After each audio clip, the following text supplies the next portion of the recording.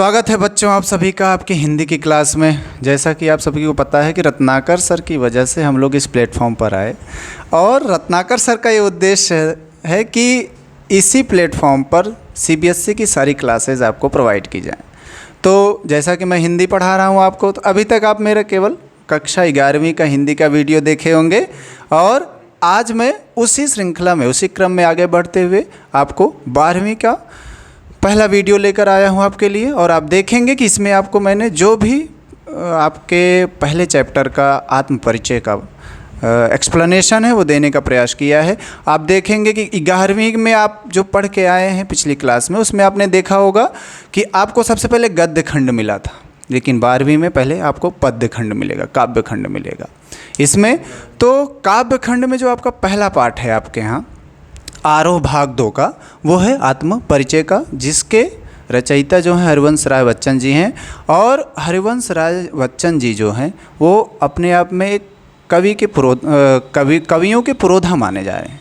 ये इनका जो कार्यकाल है ये प्राध्यापक के रूप में इलाहाबाद यूनिवर्सिटी में भी काम कर चुके हैं। और आइए देखते हैं कि कैसे क्या कुछ इन्होंने आत्म परिचय में बताया है। तो सबसे पहले मैं आपको ये बताता चलूँ कि आपकी बुक का नाम, जो आपकी पुस्तक का नाम आरोह दिया गया, आप कक्षा 11वीं में भी आरोह भाग 1 पढ़े, कक्षा 12वीं में आपने आरोह भाग 2 आप पढ़ रहे हैं। तो आरोह भाग 2, तो ये आरोह नाम पुस्तक का क्यों दिया गया होगा, इसके पीछे भी उद्देश्य रहा होगा। तो सीबीएसई ये मानती है कि बच्चों को हम हर तरीके से आगे बढ़ाएं, तो उसी क्रम में सीबीएसई का ये उद्देश्य रहा होगा कि वो आरोह भाग इसलिए दे क्योंकि आरोह का मतलब होता है उन्नति।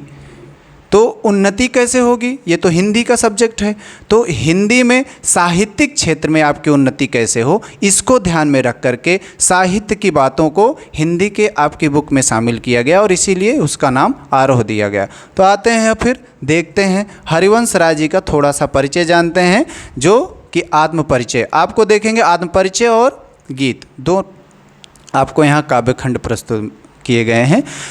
आत्म परिचय हरिवंश राय जी का है। और फिर से आपको एक बात बताता चलूँ कि जो ये आप देख रहे होंगे कि मैं बहुत छोटा सा लेके आया हूँ, तो फिर से बार बार ये मैं कहता हूँ कि सीबीएसई का उद्देश्य है कि कवि या लेखक के बारे में ज़्यादा जानने से अच्छा है कि आप उसकी जो मूल भावना है, जो आपको देने का प्रयास किया गया, वो आप उसको समझिए, पाठ के अंदर की बातों को समझिए। तो आते हैं हरिवंश राय बच्चन जी। इनका जन्म 1907 ईस्वी में हुआ, मृत्यु इनकी 18 जनवरी सन 2003 में हुई।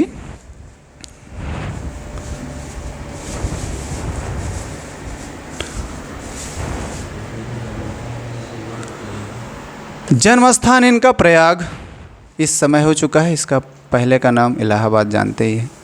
तो प्रयाग उत्तर प्रदेश। रचनाएं इनकी मधुशाला, मधुकलश, मधुबाला, निशा निमंत्रण, एकांत, संगीत, सतरंगिनी, मिलन, यामिनी, आकुल अंतर, बुद्ध और नाच घर, प्रणय, पत्रिका, आरती और अंगारा। इनकी आत्मकथा, ये आत्मकथा क्या होती है? आत्मकथा का मतलब जिसमें खुद के बारे में कुछ बताया हो। तो क्या भूलूं क्या याद करूं, नीड़ का निर्माण, फिर बसेरे से दूर, 10 द्वार से सोपान तक, प्रवास की डायरी, ये इनकी आत्मकथाएं हैं। पूरा नाम इनका हरिवंश राय श्रीवास्तव है। इनका पूरा नाम हरिवंश राय श्रीवास्तव। उपाधि इनको डॉक्टरेट की मिली थी कैम्ब्रिज विश्वविद्यालय से।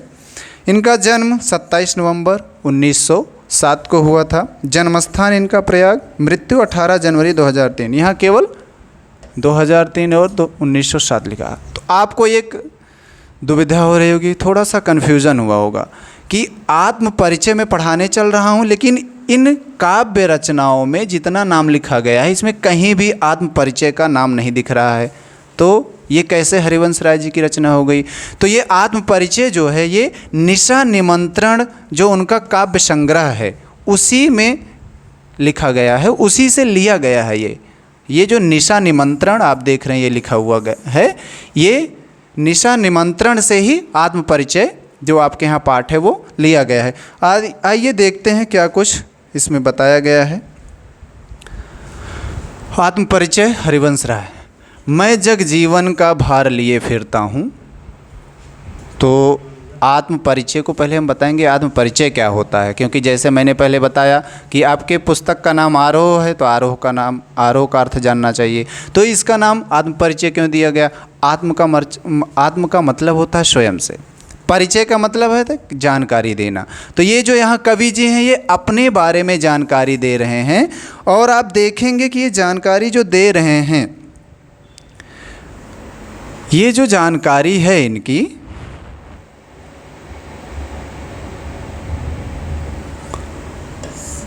इसमें जानकारी में ये अपनी बातों को बताते हैं। थोड़ा सा इनके अंदर जो काव्य करने का जो तरीका होता है, काव्य लिखने का किसी भी कवि का, वो प्रयास करता है कि वो उन बातों को भी शामिल करे जो खुद से संबंधित होते हुए दूसरों को भी लगे। तो इसमें एक बात है, इसमें सार्वभौमिकता भी है।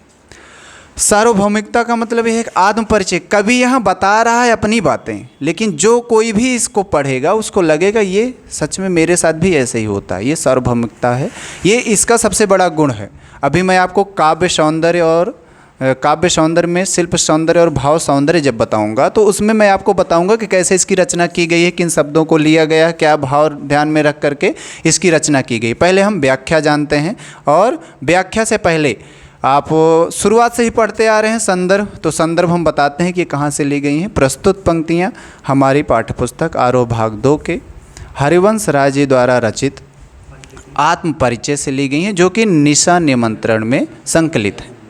और प्रसंग में आप बताएंगे, अच्छा प्रसंग होता क्या है? प्रसंग में हम जो कविता की बातें लिखी गई हैं, जो कविता का आपको एक अंश यहाँ प्रस्तुत किया गया है, ये किस परिप्रेक्ष्य में कहा गया है, उसी किस परिप्रेक्ष्य में ये बात की जा रही है, वही हम जब बताते हैं तो हमारा प्रसंग होता है। तो यहाँ पर आप देखेंगे इसका जो प्रसंग होगा वो ये होगा कि यहाँ पर जो कवि है वो अपनी बात बता रहा है, अपने मन की बात को बताते हुए वो कैसे क्या कुछ अनुभव कर रहा है, कैसे उसकी स्थिति है, उसके बारे में बता रहा है। व्याख्या में एक एक लाइन की व्याख्या करेंगे। तो व्याख्या करने से पहले आपको बता दें, कुछ यहाँ पे शब्द मिलेंगे जिनके बारे में आपको ना पता हो तो कठिन शब्द, जैसे जग मीन्स संसार, भार आया हुआ है यहाँ पर, भार का अर्थ है बोझ, और ये बोझ क्या? कठिनाई से संबंधित है।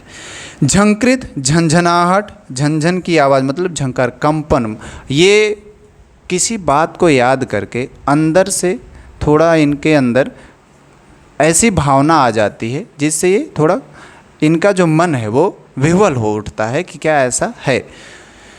इसने प्रेम और प्यार, सुरा जो अर्थ है वो शराब और मदिरा को कहा जाता है, मद्य, जिससे कि हम थोड़ा किसी बात के लिए, मदिरा जो होती है उससे हम उसका पान करने के बाद मदहोशी आती है, मतलब ये कि हम जो चाहते हैं, जैसा सोचते हैं वैसा होने लगता है। पान, तरल पदार्थ पीने की क्रिया होती है, पीने को कहते हैं। गान मीन्स गीत। तो कठिन शब्दों, अब चलते हैं इस पर। मैं जग जीवन का भार लिए फिरता हूँ, फिर भी जीवन में प्यार लिए फिरता हूँ। कवि कहता है कि जो संसार है, संसार का बोझ मैं लेकर के चल रहा हूँ। उसको ये लग रहा है कि जो संसार है, संसार की जो बातें हैं उसको वो बोझ के तरीके से देख रहा है, उसको भारीपन लग रहा है उसको। और फिर उसी में कह रहे फिर भी जीवन में प्यार लिए, मतलब जीवन में कठिनाइयाँ हैं, जीवन में बहुत ज़्यादा मुसीबतें हैं, लेकिन फिर भी मैं जो उन्माद है, जो प्रेम है, प्रेम की भावना है, उसको भूल नहीं रहा हूँ। फिर भी मैं प्रेम से रह रहा हूँ। और कर दिया किसी ने झंकृत जिनको छूकर, मैं सांसों के 2 तार लिए फिरता हूँ। मतलब ये कि किसी की याद आने के बाद वो थोड़ा विह्वल हो जाता है, ऐसी बातों को बताते हुए कहता है फिर भी मैं चल रहा हूँ, मैं स्नेह सुरा का पान किया करता हूँ। स्नेह मीन्स प्रेम। तो ये सब बातें होने के बाद भी, भार है, कठिनाई है, इसके बावजूद भी वह प्रेम का पान किए हुए, मतलब प्रेम से बोल रहा है, हमें प्रेम से भरा हुआ है। और अधिकतर देखते हैं कि अगर किसी के सामने कठिनाई होती है तो वह परेशान हो जाता है, क्रोधित भी हो सकता है। मैं कभी ना जग का ध्यान किया करता हूँ, मैं संसार की बातों को ध्यान नहीं देता हूँ कि क्या हो रहा है क्या नहीं हो रहा है, बस इतना सा आभास हो रहा है कि ये जो कठिनाई है ये मेरे सामने आ रही है, लेकिन फिर भी मैं इसको पूरी तरीके से इग्नोर कर रहा हूँ, इसको नज़रअंदाज कर रहा हूँ। आगे, जग पूछ रहा उनको जो जग की गाते। थोड़ा सा संसार की बातें बता रहे हैं, यहाँ संसार के स्वार्थ के बारे में बता रहे हैं कि संसार उन्हीं के बारे में बातें करता है, उन्हीं का ध्यान रखता है, जो कि उनकी बातों को बताते हैं, जो जग के कल्याण की बातें करते हैं, जो कि जिससे कि सबके स्वार्थ की पूर्ति होती है। लेकिन मैं अपने मन का गान किया करता हूँ, लेकिन मैं ऐसा नहीं हूँ, मैं स्वार्थी किस्म का नहीं हूँ, मैं केवल अपने मन की बातों को बता रहा हूँ। मैं ये चाहता हूँ कि जो संसार का जैसा रूप है वो मेरे मन में ना आए, मैं जैसा स्वच्छंद हूँ, मैं जैसे सबके लिए प्रेम की भावना रख रहा हूँ, मैं वैसे ही रहूँ। अब आते हैं इसको, अगर हमें लिखित रूप से इसको दिखाना हो कि कैसे हम बताएं, लिखें, तो इसके लिए प्रस्तुत है यहाँ पर, देखिए संदर्भ। प्रस्तुत काव्यांश हमारे पाठ्य पुस्तक आरोह भाग 2 की आत्म परिचय शीर्षक कविता से लिया गया। इसके रचयिता महान कवि हरिवंश राय बच्चन जी हैं। प्रसंग, इन काव्य पंक्तियों में कवि अपने व्यक्तित्व की विशेषताओं का वर्णन कर रहे हैं। थोड़ा सा वहाँ पर वर्तनी दोष यहाँ आ गया है, का वर्णन कर रहे हैं। व्याख्या, अब ये उपरोक्त पंक्तियाँ, हमने यहाँ उपरोक्त पंक्तियाँ लिखा, जबकि यहाँ ऊपर तो कोई पंक्ति लिखी नहीं, क्योंकि उपरोक्त का मतलब ही होता है जो ऊपर लिखा गया हो। जो उपरोक्त का अर्थ होता है वो होता है जो ऊपर लिखा गया हो। तो आप कहेंगे यहाँ कोई पंक्ति तो लिखी नहीं है, तो आप जब परीक्षा के दृष्टि से देखेंगे, परीक्षा में आपको जो भी मिलेगा वो ऊपर ही लिखा गया रहता है, आप उसको उतारेंगे संकेत की तरह, फिर लिखेंगे। तो आपकी आदत में होना चाहिए। अगर आप चाहें तो यहाँ प्रस्तुत भी कर सकते हैं, बहुत ज़्यादा सरल है ये, क्योंकि प्रस्तुत में फिर ये ध्यान नहीं रखना होता कहाँ लिखा है कहाँ नहीं लिखा, केवल ये उसमें बातें आ जाती हैं कि ये बातें सामने आई हैं, ये लिखी गई हैं कहीं। आत्मपरिचय नामक कविता से ली गई हैं, और इसमें हरिवंश राय जी बताते हैं क्या, कि वह संसार में जीवन का अर्थात संसार की कठिनाइयों का बोझ उठाता घूमता है, लेकिन इसके बावजूद वह अपना जीवन प्यार से भरा रखा है। और उसके बाद देखिए मन लास्ट में, किसी प्रिय के द्वारा कवि के कोमल मन की भावनाओं को छू लेने से जो दिल में हलचल पैदा हुई, जो ये झंकार वाली बातें आई है वो है यहाँ पर। फिर आगे कवि कहते हैं कि उनके जीवन में जो प्रेम मिला है उसी प्रेम रूपी मदिरा अर्थात शराब को पीकर उसके नशे में मस्त रहते हैं। मतलब ये कि वो ध्यान नहीं रखते हैं कि आज तक उनके साथ किसी ने कैसा व्यवहार किया है, वो अपना कैसा नेचर रख रहे हैं, उनका अपना कैसा स्वभाव है, उनके अपने मन में जो प्रेम है उसी को ध्यान में रख रहे हैं, जग की बातों को ध्यान में नहीं रख रहे हैं। इसीलिए वह उसी के मद में खोए हुए हैं, उसी के नशे में वो खोए हुए हैं। उन्होंने कभी संसार की परवाह नहीं की, जो पीछे बात आई थी, उन्होंने संसार की कभी ये चिंता नहीं की कि उनके साथ कैसा व्यवहार कर रहे हैं, बल्कि वो ये ध्यान रख रहे हैं कि वो कैसा व्यवहार कर रहे हैं और यही व्यवहार वो आगे करते रहें आगे।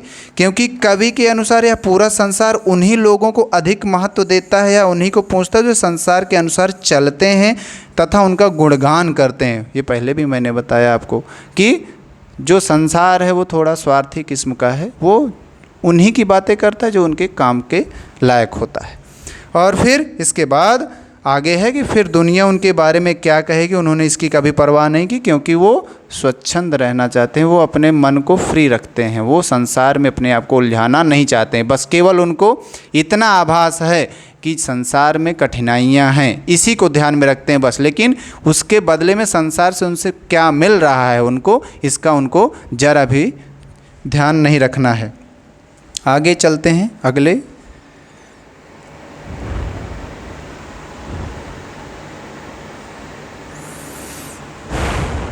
दूसरा है, मैं निज उर के उद्गार लिए फिरता हूँ, मैं निज उर के उपहार लिए फिरता हूँ, है यह अपूर्ण संसार ना मुझको भाता, मैं स्वप्नों का संसार लिए फिरता हूँ।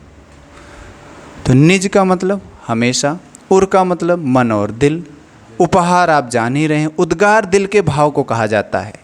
आपको थोड़ा आसानी रहे इसीलिए मैंने ये जो कविता की पंक्तियाँ उन्हीं के बगल जो कठिन शब्द लग रहे हैं कि जिससे ये लगे कि बच्चों आपको ये शब्द पहली बार मिल रहे हो, इनका अर्थ क्या होगा, मैंने बगल में ही लिख दिया है। इसको आप जानते रहिए, जिससे कि आपको ये समझने में आसानी हो। तो उपहार, भेंट और तोहफे, अपूर्ण, अधूरा, भाता, अच्छा लगना। सपनों का संसार, काल्पनिक दुनिया से संबंधित। दहा मीन्स जला, मग्न, डूबा हुआ। भवसागर, भावनाओं का समुद्र, इसको हम संसार रूपी सागर के लिए प्रयोग करते हैं। मौज, लहर। थोड़ा सा ये मौज को हम ये कहेंगे आनंद से संबंधित है, तो ये आनंद की जो एक श्रृंखला चल रही है वो उसको हम लहर कहेंगे, ठीक है।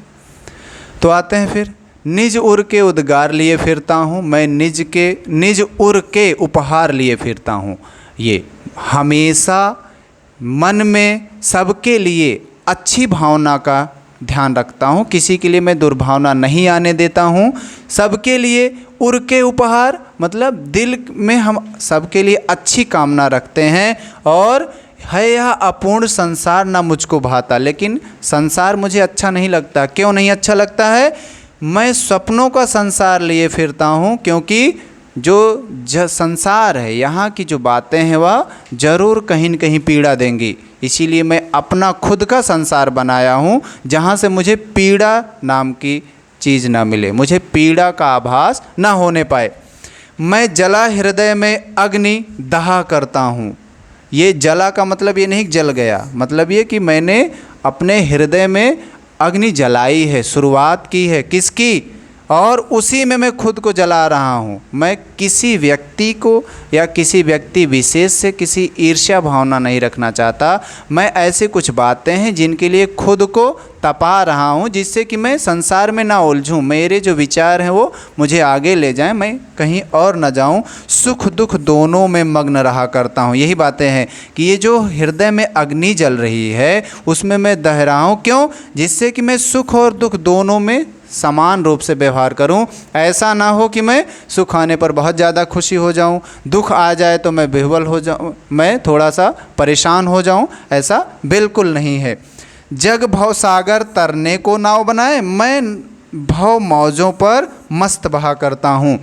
ये जो भवसागर है, संसार में आप देखते हैं लोग तरह तरह के कार्य करते हैं जिससे कि उनको सुख मिले, आनंद मिले और फिर यहाँ से वो आगे बढ़ते रहें। लेकिन कवि ऐसा नहीं करता है। कवि कह रहा है कि लोग ऐसा कार्य कर मतलब ये सुख चाहने के लिए तरह तरह की योजनाएं बनाते हैं, तरह तरह के कार्य करते हैं, लेकिन मैं सुख चाहने के लिए नहीं, मैं तो केवल आनंद के लिए, मैं इन्हीं बातों को, मैं ये चिंता नहीं करता हूँ कि इससे क्या होगा, मैं हर जगह आनंद की बात करता हूँ।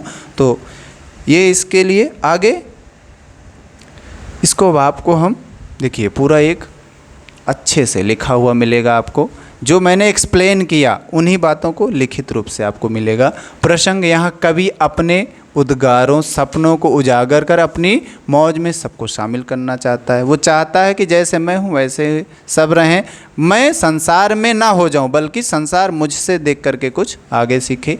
व्याख्या इसकी कि कवि कहते हैं हर समय हृदय के भावों को संसार के समक्ष लाने की कोशिश करता है। वो बताता है, मतलब वो दिखा रहा है। और आप देखेंगे कि जो ये हरिवंश जी की पंक्तियां हैं, इनको पढ़ने के बाद आपको लगेगा आपके जीवन में भी ऐसे ही हो रहा है। यही कवि का प्रयास है कि वो लिखा है अपनी बात को, सार्वभौमिकता यही है, लिखा वो अपनी बात को, लेकिन जब कोई पढ़ेगा तो उसको लगेगा मेरे साथ भी ऐसा ही हो रहा है। ये कवि का गुण होता है। आगे, कभी जो प्रेम रूपी भेंट मिली है वह उसको दिल में लिए फिरता है। संसार अधूरा है, जिसके कारण उसको संसार पसंद नहीं आता है। बिल्कुल नहीं, से बिल्कुल सही बात है। जहाँ पर ये देखिए, यह अपूर्ण संसार न मुझको भाता, वही बातें हैं। और फिर आगे कह रहे हैं कि वह ये संसार अपूर्ण मानता है, वो संसार को अपूर्ण मानता है, इसीलिए कभी अपनी कल्पना के संसार में खुश रहना चाहता है, जिससे कि उसको जरा सा भी दुख हो ही न। आगे फिर, कवि को स्वार्थी व चापलूसी से भरे संसार में रहने से अधिक अपनी कल्पना के संसार में, जहाँ प्रेम ही प्रेम भरा हो। क्या? ये देखिए, यहाँ मैं सपनों का संसार लिए फिरता हूँ, मैं जला हृदय में अग्नि दहा करता हूँ, सुख दुख में दोनों मग्न रहा करता हूँ। ये वही बातें हैं कि जो संसार में वो चाहता है कि अपनी कल्पना के संसार में रहे, वो इन सब बातों में ना आए। बिल्कुल। आगे यहाँ पर देखेंगे, हृदय में प्रेम रूपी आग जलाकर वो उसमें जलता रहता है। ये मैंने आपको व्याख्या करते समय बताया था ना कि वो सुख दुख में समान रहे, इसीलिए वह अपने हृदय में प्रेम की आग जला रहा है, जिससे कि किसी के प्रति द्वेष ना आए उसके मन में। आगे, दोनों में एक समान। संसार के लोग संसार की आपदाओं रूपी सागर से पार करने के लिए कर्म रूपी नाव बनाते हैं। वही जो मैंने बताया कि ऐसा कार्य करते हैं, योजना बनाते हैं जिससे कि मुसीबतें ना आएँ, वो आनंद से रहें, सुख से रहें। और फिर आगे, लेकिन कभी अपने जीवन में आने वाले सुख दुख रूपी लहरों में ही मस्त रहता। वो खुद ही इन सब बातों को नज़रअंदाज करते हुए सुख दुख में एक समान रहता है और हर तरीके से उद्देश्य उसका है मौज में रहने का। आगे फिर थोड़ा सा उसी क्रम में और आगे बढ़ते हुए जो कवि हैं वो अपनी बातें और आगे बढ़ाते हैं। क्या कहते हैं? मैं यौवन का उन्माद लिए फिरता हूँ। उन्माद का मतलब पागलपन, मतलब एक ऐसी प्रवृत्ति आ जाना कि फिर उसके आगे हर बातें एक नज़रअंदाज हो जाएं, उसी एक लय में चलने लगना। उन्मादों में अवसाद लिए फिरता हूँ। ये अवसाद क्या होता है? अवसाद अंग्रेजी का एक पॉपुलर शब्द है बहुत ज़्यादा, डिप्रेशन। डिप्रेशन को ही हम अवसाद कहते हैं। आगे, जो मुझको बाहर हंसा रुलाती भीतर मैं हाय किसी की याद लिए फिरता हूँ। पहले कठिन शब्दों को देखते जाइए। उदासी, दुख, निराशा, यत्न, कोशिश, नादान, समझ, ये मूढ़ मीन्स मूर्ख। जो कवि है, कवि जो है वो अपनी बातों को बताते हुए कहता है कि वह अपनी युवावस्था की जो मस्ती है, उसकी अपनी जो युवावस्था की मस्ती हो, उसी में खोया हुआ है। उसको किसी और का आभास बिल्कुल नहीं हो रहा है और वो होना भी नहीं चाहता है कि मुझे किसी का आभास हो। आगे है कि इस पागलपन के कारण कभी अनेक दुखों व दुखों का भी सामना करता है और इन दुखों व निराशा को साथ में लिए घूमता है। साथ में लिए घूमता का मतलब यह है कि उसको सुख और दुख से ये मतलब नहीं कि मेरे पास सुख आ जाए दुख आ जाए, वो सबको समान रूप से लेके चल रहा है। अर्थात वह अपना जीवन दुखों व निराश के साथ जी रहा है। थोड़ा सा परेशान है कि कभी क्योंकि किसी प्रिय को याद करता है, जिसकी याद उसे बाहर से तो हंसा जाती है परंतु उसका मन रो देता है। अर्थात याद आने पर कवि का मन व्याकुल हो जाता है। ये जो पंक्तियाँ हैं यहाँ पर कि जो मुझको बाहर से हंसा रुलाती भीतर मैं हाय किसी की याद लिए फिरता हूँ, कर यत्न मिटे सब सत्य किसी ने जाना। ये जो बातें आई है कि वह सबके लिए अपने हृदय में तो अच्छी बात रखता ही है, वह युवावस्था का पूरी तरीके से गर्मजोशी के साथ चल रहा है, लेकिन उसके साथ साथ अभी जस्ट उसको किसी की ऐसे व्यक्ति की याद आ गई है जिसकी वजह से थोड़ा सा वह परेशान हुआ है। आगे जो ये वाली लाइनें हैं कि कर यत्न मिटे सब सत्य किसी ने जाना, नादान वही है हाय जहाँ पर दाना, फिर मूढ़ न क्या जग जो इस पर भी सीखे, मैं सीख रहा हूँ सीखा ज्ञान भुलाना। कभी यहाँ कहता है कि कर यत्न मिटे सब, जितने भी प्रयास थे सब कर चुके हैं, सत्य किसी ने जाना, प्रश्न कर रहा है क्या किसी ने सत्य जानने का प्रयास किया? मैंने हर किसी के लिए अपने मन में प्रेम का भाव रखा, लेकिन आज मैं थोड़ा सा दुखी हुआ हूँ तो क्या किसी ने ये सत्य जानने का प्रयास किया? आगे, नादान वही है हाय जहाँ पर दाना, लेकिन नादानी है ये। क्यों? क्योंकि देखेंगे कभी कहते हैं कि मूर्ख भी वही होते हैं जहाँ समझदार एवं चतुर होते हैं। कवि के कहने का तात्पर्य है कि हर व्यक्ति अपने स्वार्थ को पूरा करने के लिए, ये जो दाना वाली बात आई है ये स्वार्थ सिद्धि मतलब समृद्धि भोग विलास के लिए आया है। ये यहाँ कह रहा है कवि, क्या कह रहा है कि नादान वही हैं हाय जहाँ पर दाना, मतलब मूर्ख लोग भी वही होते हैं जहाँ चतुर होते हैं। और इसके साथ साथ वो होते क्यों हैं? क्योंकि वहाँ अपने स्वार्थ की पूर्ति करनी होती है, उनको लालसा होती है, इच्छा होती है अपने स्वार्थ को पूरा करने की। आगे फिर मूढ़ न क्या जग, जो इस पर भी सीखे, मैं सीख रहा हूँ सीखा ज्ञान भुलाना। लेकिन फिर भी जो संसार के लोग हैं वो मूढ़ मतलब मूर्ख हैं। क्यों? क्योंकि वो इस पर भी नहीं सीख रहे हैं। क्या नहीं सीख रहे हैं? कि जो लोग संसार में केवल स्वार्थ पूर्ति के लिए हैं, उनसे कुछ न कुछ तो ज्ञान लेना ही चाहिए। क्या? देखिए, वे इतना सत्य भी नहीं सीख सके हैं कि सांसारिक वस्तुएं सदैव के लिए नहीं रहती हैं। वो इसको बिल्कुल नहीं समझ रहे हैं। उनको केवल और केवल स्वार्थ पूर्ति की इच्छा है। आगे, यह सब जानते समझते हुए भी अगर यह संसार सब कुछ सीख नहीं पाता है तो फिर इसे मूर्ख ही कहा जाता है। अगर ये सारी बातें जानते हुए भी कोई जान रहा है कि ये केवल नश्वर है, ये नश्वर जगत है, फिर भी वह स्वार्थ की इच्छा रख रहा है, केवल स्वार्थ के लिए कार्य कर रहा है, तो यह क्या है? ये मूर्खता ही होगी। कभी कहते हैं कि वह इन सब बातों को जान चुके हैं, क्योंकि वो मस्त मौलाना है, वो पहले इन सब बातों को जान चुका है और उन्होंने इस दुनिया में रहते हुए जो भी सांसारिक बातें सीखी हैं वह उनको अब भूलना चाहता है। कौन सी बातें? वो सांसारिक बातें क्या होंगी? केवल अपनी इच्छा की पूर्ति करना, अपने फ़ायदे की चाह रखना, ये सारी बातें सांसारिक बातों में आती हैं। कि हम जानते हैं कि इससे सामने वाले का नुकसान होगा, लेकिन फिर भी हम उसी बात को दोहराते हैं। ये सब, और इनके साथ साथ संसार की जितनी इच्छाएं हैं उसमें खो जाना ही सांसारिक का भाव होता है। इससे परे हमें ये है कि यहाँ से ऐसा कुछ करना है जिससे कि यहाँ से उत्थान की तरफ जाएं, ना कि हम इसी में उलझे रहें। क्योंकि कभी अपनी मस्ती में रहते हुए अपने मन के अनुसार जीना चाहता है। वो इसलिए जीना चाहता है क्योंकि संसार की जो भी सच्चाई है उसको पता चल चुकी है। आगे,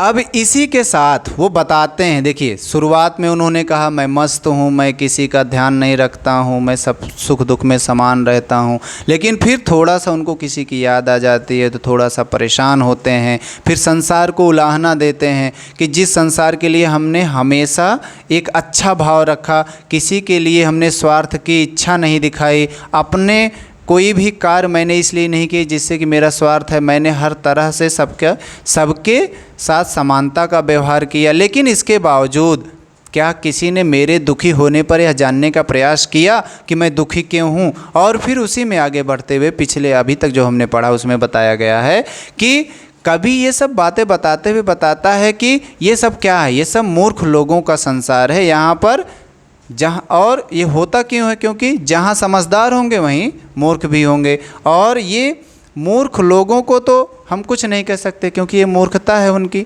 उनका तो काम ही यही है कि जहाँ स्वार्थ रहेगा, ये मूर्खतापूर्ण स्वभाव होने की वजह से वे स्वार्थ सिद्धि में लगे हुए हैं। लेकिन जो चतुर हैं, जो समझदार हैं, वह भी इस बात को नहीं समझ पा रहे हैं, वो संसार में उलझ गए हैं। इन्हीं सब बातों को कहते हुए वो अब आगे बता रहे हैं क्या? मैं, और यहाँ दो बातें आई थोड़ा सा यहाँ पर, ये अभी आपको मैं जब काव्य सौंदर्य बताऊँगा तो ये इन शब्दों के बारे में एक एक करके बताऊँगा, यही या फिर यही बताता चलता हूँ। ये जो देखिए यहाँ लिखा है मैं और जग, और 3 बार और आया है ये, और तीनों बार में जो ये वाला और है और जो ये वाला और है, इन दोनों की समानता है। लेकिन ये वाला जो और है ये इनमें समानता नहीं। ये जो और है ये संयोजक का कार्य कर रहा है, ये जोड़ने का कार्य कर रहा है, ये दो बातों को जोड़ रहा है, ये संयोजक का कार्य कर रहा है। लेकिन ये वाला जो और है ये और ये वाला, ये तुलना के लिए किया गया है, ये तुलनात्मक रूप से प्रयोग किया गया है। और ये तुलना दिखा रहा है, क्या बता रहा है कि मैं कुछ और हूँ और जग कुछ और है। इसीलिए मैं और जग और कहाँ का नाता, मतलब ये कि मैं कुछ और हूँ और संसार कुछ और है, तो हमारा और जग का रिश्ता कैसे हो सकता है? क्योंकि पिछली बातें जो इन्होंने किया है, पिछली बातों में इन्होंने संसार की सारी बातें बताई कि हम सबके साथ समानता का व्यवहार करते हुए आए, हम दुखी हुए लेकिन किसी ने मेरी चिंता नहीं जताई, फिर भी मैं मस्त होते हुए चल रहा हूँ। लेकिन अब यहाँ बता रहे हैं, अब थोड़ा मन को दिलासा दे रहे हैं। क्या दे रहे हैं कि जब मैं कुछ और हूँ, संसार कुछ और है। तो जब मैं कुछ और, संसार कुछ और, तो हम दोनों का नाता ही नहीं हो सकता है। तो मैं क्यों व्यर्थ की चिंता में जाऊँ, क्यों मैं संसार से कुछ उम्मीद रखूँ। आगे क्या है, मैं बना बना कितने जग रोज मिटाता। मतलब ये कह रहा है, यहाँ पर कवि कह रहे हैं कि ये जैसा संसार है ऐसे ही संसार को तो मैं बना बना कर रोज़ मिटा देता हूँ। ये जो अपने इनकी कल्पना की दुनिया है वहाँ पर ये ऐसे कई संसार को बनाकर मिटा देते हैं। मतलब ये इसमें फंसना नहीं चाहते हैं। इनको पता है कि ये सारी बातें ऐसे होती हैं संसार में, ये ऐसे चलता रहता है। आगे फिर, जग जिस पृथ्वी पर जोड़ा करता वैभव, मैं प्रति पग से उस पृथ्वी को ठुकराता। वैभव मतलब धन संपदा। और कह रहे हैं कि जो यहाँ पर जो जग है वो पृथ्वी पर थोड़ा थोड़ा इकट्ठा करके जो अपनी संपदा बना रहा है, जो अपनी धन संपत्ति इकट्ठा कर रहा है, जो वैभव बना रहा है, वो ऐसे तो मैं प्रति पग से ठुकरा देता हूँ। मेरे लिए इनका कोई महत्व ही नहीं है। क्यों? क्योंकि मैं जान रहा हूँ ये सब और सब केवल दिखावा है, ये सब मिथ्या की बातें हैं। इनका सांसारिक स्वभाव से, सांसारिक उलझन में फंसाने का बहुत गहरा नाता है। ये मुझे यहाँ उलझा कर रख देंगी। मैं तो अपने आप में मस्त रहने वाला हूँ। फिर देखिए, मैं निज रोदन में राग लिए फिरता हूँ। ये रोदन का अर्थ देखिए, यहाँ पर रोना होता है, रुदन। यहाँ पर आप कहेंगे ये रोदन कैसे आ गया? इसके लिए सही शब्द होता है रुदन, और रुदन का अर्थ होता है रोना से। तो ये आप कहेंगे ये रोदन क्यों आया? तो कविता लिखते समय कभी ये ध्यान नहीं रखता है कि हम किन शब्दों का प्रयोग कर रहे हैं। उसको केवल ये ध्यान रखना होता है कि हमारी कविता कितनी सुंदर बन सकती है। ये शिल्प सौंदर्य में आएगा। तद्भव शब्दों का प्रयोग भी है कवि कर लेता है। तो आगे कह रहे हैं, मैं निज रोदन में राग लिए फिरता हूँ। मतलब मैं अपने खुद के जो भी मेरी कठिनाइयाँ हैं, जो विपत्तियाँ हैं, जो मुसीबतें हैं, उसमें भी मैं राग लिए फिर रहा हूँ। मतलब उसको भी मैं एक क्रमबद्ध तरीके से लेकर के चल रहा हूँ। ऐसा नहीं है कि ज़्यादा कम हो रहा है। आगे, शीतल वाणी में आग लिए फिरता हूँ। थोड़ा सा विरोधाभास है यहाँ पर। शीतल वाणी में आग लिए फिरता हूँ का मतलब ये है कि बातें तो शीतल रहेंगी, लेकिन उनसे कुछ ऐसा कटुक बोलने का प्रयास किया जाएगा। सच्चाई को, जो कड़वी बात है, उसको भी मैं बोलूँगा।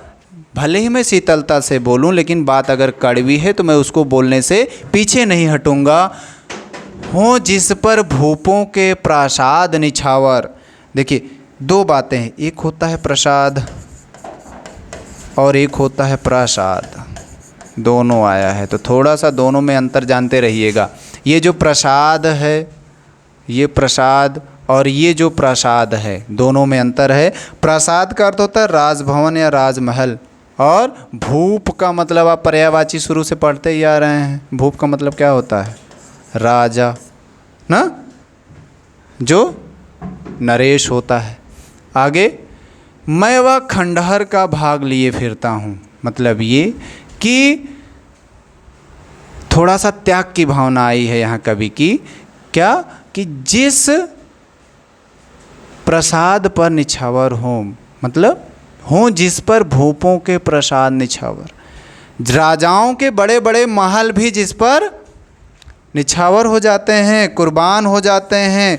मैं ऐसा खंडहर, मतलब ये अपनी जो खुद को बताता है कि मैं मस्त मौला आदमी हूँ, उसी क्रम में बता रहे हैं कि मेरे पास ऐसा कुछ है जिससे कि बड़े बड़े राजाओं के जो महल हैं उनकी भी तुलना करने पर वो कम हो जाएंगी। मेरे द्वारा जो भी बातें हैं, मैं जो लिया हूँ, मेरे पास जो सुख दुख पर समान रहने का, ऐसे खंडहर का भाग। खंडहर क्या होता है? खंडहर में कोई बहुत ज़्यादा सज्जा नहीं रहती है, वो बहुत टूटा फूटा होता है। ये टूटा हुआ भवन, गिरे हुए मकान का अवशेष, लेकिन ये उसको भी महत्व दे रहा है।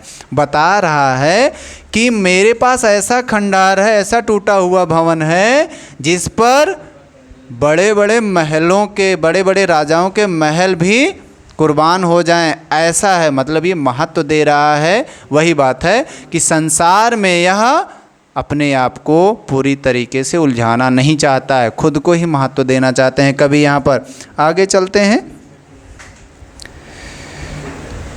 ये प्रसंग इस पद्यांश में संसारिक लोगों से अलग भावुक कवि अपनी रचनात्मकता से एक भिन्न दुनिया का निर्माण करना चाहता है। कवि भावना के काल्पनिक संसार में जीते हैं, वही शुरुआत से ही बताए हैं आपको।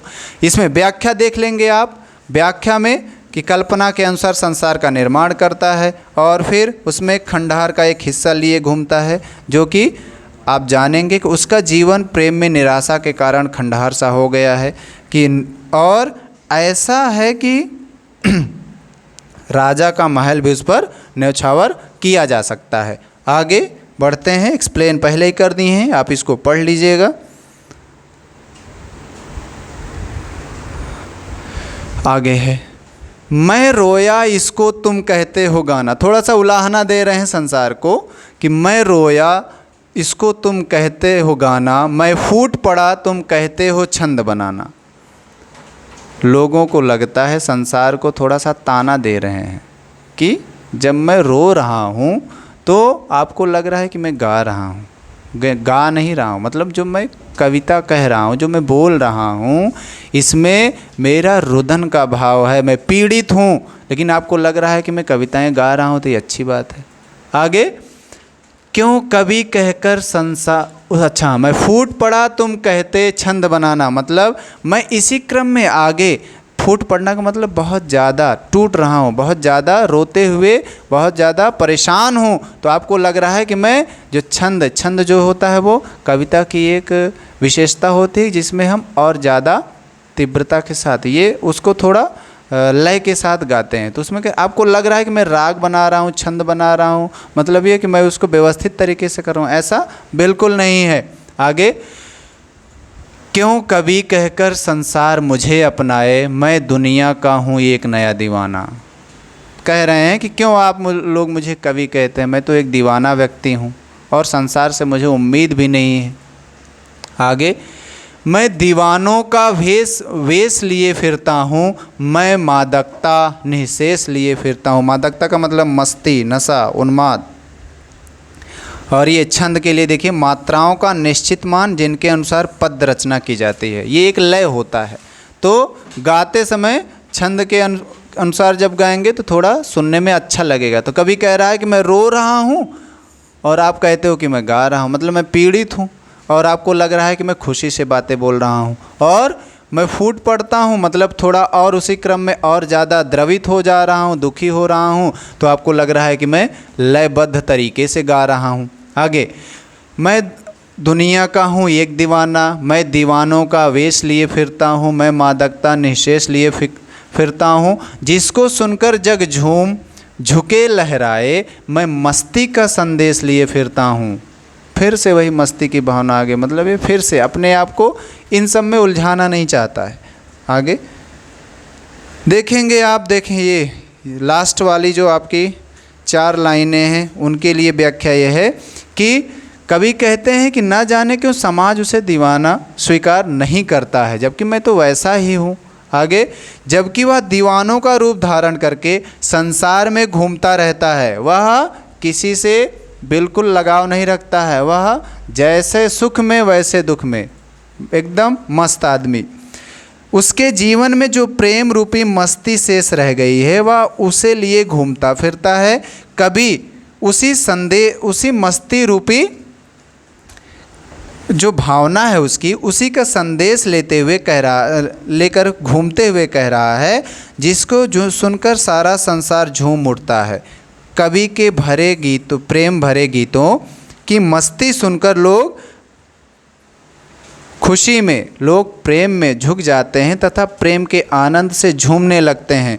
और कवि का तात्पर्य यह है कि कवि अपने मन के भावों को शब्दों में व्यक्त करना चाहता है और संसार के लोग उन शब्दों को गीत समझकर झूम उठते हैं। जो बातें बताई शुरुआत में कि लगता है संसार को कि वो गा रहा है, पीड़ा थी, लेकिन फिर खुद को समझाता है कि संसार से तो हमें कोई इच्छा है नहीं, तो हम खुद को मस्त मौला बना करके ही मस्ती दीवानी के साथ रहेंगे।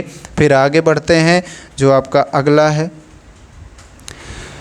ये जो आपका अभी मैंने बताया ये आपका लास्ट वाला था कि मैं रोया इसको तुम कहते हो गाना, और मैं दीवानों का वेश लिए फिरता हूँ, जिसको सुनकर जग झूम झुके लहराए, मैं मस्ती का संदेश। यहाँ कवि बता रहा है कि मैं ऐसा व्यक्ति हूँ कि जिससे कि लोगों को अच्छा संदेश दे सकूँ, लोगों को खुश कर सकूँ और लोग उसका आनंद उठा सकें। अब इसके बाद अंत में आपको पूरी जो कविता, जो आपको एक काव्य का अंश यहाँ प्रस्तुत किया गया, दिया गया, उसका पूरा एक आपको मैं सारांश दिखाता हूँ कि सारांश इसका है क्या, जिससे आप इसको पढ़ने के बाद आपको पूरी कविता में क्या बातें की गई हैं एक बार में समझ में आ जाएंगी। और शुरुआत करते हैं बताते हुए कि ये कहाँ से आई, कैसे। आत्मपरिचय शुरुआत में मैंने बताया कि काव्य संग्रह निशा निमंत्रण में संकलित है, क्योंकि जब हम हरिवंश राय जी का आपको परिचय दे रहे थे तो उसमें कहीं भी आपको आत्मपरिचय नहीं दिखा, लेकिन यहाँ आत्मपरिचय ही पढ़ रहे हैं। तो ये निशा निमंत्रण के नाम से जो उनका एक काव्य संग्रह है, उसी में ये आत्मपरिचय भी लिखा हुआ है। इस कविता में कवि ने व्यक्ति और संसार का घनिष्ठ संबंध दर्शाया है। इस संबंध के कारण संसार से निरपेक्ष रहना संभव नहीं है, शुरुआत में ही कवि बताते हैं, लेकिन फिर भी वो अपने आप को अलग रखता है, वह अपने आप को मस्त रखना चाहता है, दीवाना कहता है। कवि कहता है कि वह संसार में जीवन का भार अर्थात सांसारिक जिम्मेदारी के बावजूद अपने जीवन से प्यार करता है। वही बातें जो कि जीवन में कठिनाइयाँ आती हैं, लेकिन इसके बावजूद वह समान भाव से रहता है, ना सुख में बहुत ज़्यादा खुशी होता है और ना दुख में परेशान। ये जो समभाव रखता है वही बातें हैं, और जिम्मेदारियाँ हैं उसके ऊपर। कवि अपने जीवन को सितार की तरह मानते हैं। किसी प्रिय के द्वारा कवि की कोमल मन की भावनाओं को छू लेने से जो दिल में हलचल पैदा हुई है, उसी प्रेम से भरे हुए अपने जीवन को कवि जी रहा है। थोड़ा सा बीच में कवि याद करके थोड़ा सा दुखी होता है, तो उन्हीं बातों का जिक्र ये है। फिर कवि ने प्रेम रूपी मदिरा को पीकर उसके नशे में मस्त रहते हैं। वही बताया कि वो चाहते हैं कि मैं अपने आप में अलग एक राह बनाता चलूं, मैं उसी में मस्त रहूं, दुनिया का प्रभाव मेरे ऊपर बिल्कुल ना पड़े। और फिर कवि के अनुसार यह पूरा संसार उन्हीं लोगों को अधिक महत्व देता है जो उनके काम के लायक होते हैं, जो उनके अनुसार संसार चलते हैं या उनका गुणगान करते हैं, जिससे उनकी स्वार्थ की पूर्ति होती है। आगे फिर लेकिन कवि अपने मन की इच्छा के अनुसार चलता है। कवि ऐसा बिल्कुल नहीं करता, उसको संसार से कोई इच्छा नहीं, कोई उम्मीद नहीं है। आगे अर्थात वह कवि वही करता है जो उसका मन कहता है। फिर दुनिया उनके बारे में क्या कहेगी इसकी उन्होंने कभी परवाह नहीं की। कवि के अनुसार यह संसार अधूरा है, जिसके कारण वह संसार पसंद नहीं आता उसको, क्योंकि कवि को ये पता है कि ये संसार नश्वर है, यहाँ केवल और केवल इच्छाओं की पूर्ति के लिए लोग जी रहे हैं, इसीलिए वह इसको पसंद नहीं करता है। बता भी रहा, देखिए, स्वार्थी व चापलूसी से भरे हुए संसार में रहने से अधिक अपनी कल्पना के संसार में रहना चाहता है, जहाँ पर उसको किसी के द्वारा दुख नहीं दिया जाएगा, किसी के द्वारा बहुत ज़्यादा प्रसन्न नहीं किया जाएगा। उसके पास केवल काल्पनिक संसार में उसकी अपनी बातें रहेंगी, जिसमें वह अपने आप को खुश रखना चाहता है। आगे संसार के लोग संसार के आपदाओं रूपी सागर को, ये जो भवसागर वाली बात आई है कि लोग भवसागर से पार करने के लिए पार होने के लिए तरह तरह की योजनाएं बनाते हैं, लेकिन कवि को तो पता है कि ये सब नश्वर है, तो इससे पार पाने से कोई हमको बहुत महत्व नहीं रखना है। हमें फिर से वही कॉमन सी बात है, पूरी कविता का जो मुख्य केंद्र बिंदु है वह मस्त रहने से है, संसार से खुद को अलग रखने से है, ना कि संसार में उलझकर अपनी मस्ती को गंवाने से है। शुरुआत से लेकर के अंत तक केवल और केवल मस्ती और दीवाना रहने की बात की गई है। क्यों? क्योंकि जिससे कि संसार का जो नकारात्मक रवैया है वह कवि को प्रभावित ना कर सके। आगे ये अपनी युवावस्था के पागलपन की मस्ती में घूमते रहते हैं और फिर पागलपन के कारण कभी अनेक दुखों और निराशा का भी सामना करता है। थोड़ा सा दुखी होता है। दुखी इसलिए होता है कि उसको ये लगता है कि मैं जो बातें कर रहा हूँ संसार को वो बताना चाहता है कि मैं दुखी हूँ, और लेकिन आपको लग रहा है कि मैं दुखी नहीं हूँ।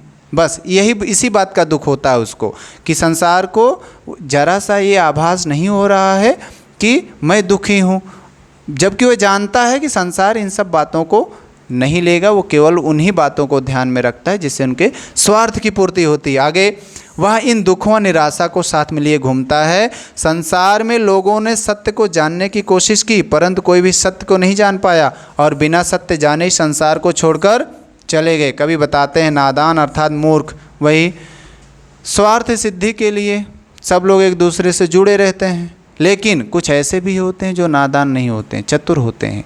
तो जहाँ चतुर होते हैं वहीं नादान भी होते हैं। थोड़ा तुलनात्मक रूप से बताया है। फिर आगे वस्तुएं सदैव के लिए नहीं रहती, वही नश्वर वाली बात जो मैंने आपको बताया कि सांसारिक वस्तुएं, ये संसार नश्वर है, इसलिए जो भी सांसारिक बातें कवि ने सीखी है वह उनको भूलना चाहता है। थोड़ी देर के लिए उसको, जो कवि है, थोड़ी देर के लिए उनके मन में थोड़ा सा परेशान करने के लिए थोड़ा सा वह अपने मार्ग से हट जाते हैं, लेकिन फिर तुरंत ही खुद को समझाते हैं कि ये जो सांसारिक चीज़ें हैं इनसे कोई लाभ नहीं होना है, इसीलिए मैं अब इसको भूल जाना चाहता हूँ। मैं संसार से जैसे प्रेम नहीं रखना चाहता वैसे ही ये सही है, संसार से कोई संबंध नहीं रखना है। आगे कभी अपनी मस्ती में रहते हुए अपने मन के अनुसार जीना चाहता है। कभी जिस तरह का व्यक्ति है संसार उससे बिल्कुल अलग है, बिल्कुल अलग है ही, क्योंकि कवि जो है वो मस्त है, वो किसी से स्वार्थ करने के लिए, स्वार्थ पूर्ति हेतु व्यवहार नहीं कर रहा है। संसार उन्हीं लोगों के साथ व्यवहार करता है जिनसे उनके स्वार्थ की पूर्ति होती है। आगे फिर उसमें है कि पूरा जो और प्रेम की पीड़ा के कारण उसके मन का रोना अर्थात मन की पीड़ा जो मैंने कहा शब्द रूप में प्रकट हुई, और उसके इस रोने को संसार ने गीत समझा। जब कवि की वेदना अधिक हो गई तो उसने अपने दुख को शब्दों के माध्यम से व्यक्त करना चाहा, और संसार इस प्रक्रिया को मात्राओं का निश्चित मान अनुसार पद रचना मान, मतलब ये उनको लग रहा है कि कवि जो है वो एक रचना कर रहा है, वो गा रहा है, लेकिन वो गा नहीं रहा था। आगे कवि को एक बात नहीं समझ में आ रही है कि यह संसार उसे कवि के रूप में क्यों अपनाना चाह रहा है। क्यों? क्योंकि कवि तो स्वयं को नया दीवाना कहता है। ये जो बातें आई है कि यहाँ पर ये वाली, यहाँ पर ये आप थोड़ा सा मैं पीछे आपको दिखाऊंगा, ये कि मैं रोया इसको तुम कहते हो गाना, मैं फूट पड़ा तुम कहते छंद बनाना, क्यों कवि कहकर संसार मुझे अपनाए। क्योंकि ये बातें कवि की होती हैं, ये सारी ये जो विशेषताएं होती हैं जो ऊपर यहाँ बताई गई है ये कवि की विशेषता होती है। तो यही थोड़ा सा सोच करके कवि परेशान है कि जब मैं कवि नहीं हूँ, मैं गा नहीं रहा हूँ, मैं तो केवल परेशान हूँ, तो इसमें संसार को क्यों ऐसा लग रहा है कि मैं कवि हूँ, मैं तो दुनिया का एक दीवाना हूँ ना, तो ऐसा नहीं लगना चाहिए। यही बातें यहाँ आई है। तो अंततः इसके बाद इस दुनिया में मिलने वाली हर परिस्थिति में वह मस्त रहता है। कभी प्रेम रूपी मस्ती का संदेश लिए फिरता है जिसको सुनकर सारा संसार झूम उठता है। कवि के प्रेम भरे गीतों की मस्ती सुनकर लोग प्रेम में झुक जाते हैं तथा प्रेम के आनंद से झूमने लगते हैं। ये कवि की कल्पना है, वो चाहता है कि ऐसा कुछ हो जाए, जबकि ऐसा होगा नहीं, वो जानता है असंभव नहीं है। संसार उसी से प्रेम करता है जिससे उसके स्वार्थ की पूर्ति होती है, और कवि यहाँ दीवाना है। तो ये हुआ आपका कविता का सार। मुझे उम्मीद है कि आपको ये पूरी कविता की एक एक लाइन, एक एक पंक्ति कठिन शब्दों के साथ जो अर्थों को मैंने समझाया है समझ में आ गई होगी। और इसके साथ साथ ये जो कविता का सार मैंने दिया है, इसको पढ़ने के बाद आपको पूरी कविता अच्छे से समझ में आ गई होगी, और उम्मीद करते हैं कि आप इसको समझ करके अपने लिए कुछ अच्छा करेंगे। और इसके साथ साथ नहीं समझ में आएगा तो एक बार फिर से वीडियो को देखिएगा, समझ में ज़रूर आ जाएगा। फिर आपको मिलते हैं, तब तक आप यही पढ़ाई करते रहिए। अगली क्लास में मिलते हैं प्रश्नोत्तर के साथ। काव्य सौंदर्य के साथ आपको मिलेंगे, जो कि CBSE के क्वेश्चन का एक पार्ट होता है क्वेश्चन पेपर का। और आप देखेंगे कुछ नए प्रश्न भी रहेंगे जो कविता के बीच बीच से पूछे गए रहेंगे। तब तक आप इसको पढ़ते रहिए और फिर मिलते हैं आपसे अगले वीडियो में।